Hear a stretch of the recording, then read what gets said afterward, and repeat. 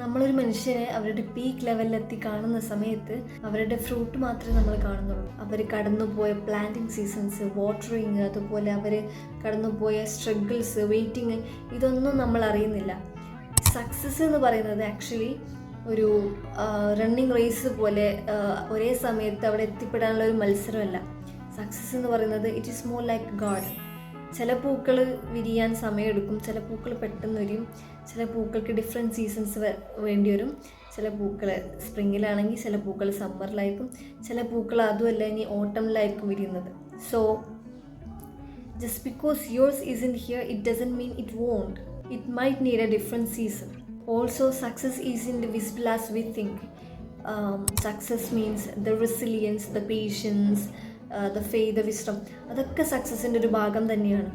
പഠിച്ച ചില കാര്യങ്ങൾ ഡിലേ ചെയ്യുന്നത് നമുക്ക് തരാതിരിക്കാൻ വേണ്ടിയിട്ടല്ല.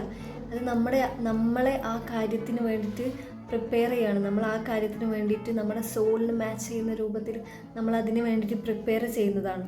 So when you feel like they got theirs and I didn't got mine, just reframe it like their time is came and my time is being prepared. Their chapter is now and my chapter is in progress. Their success doesn't take away mine and Allah has written mine separately. ഇതൊരിക്കലും വൈകിട്ടില്ല. It just takes time for your season.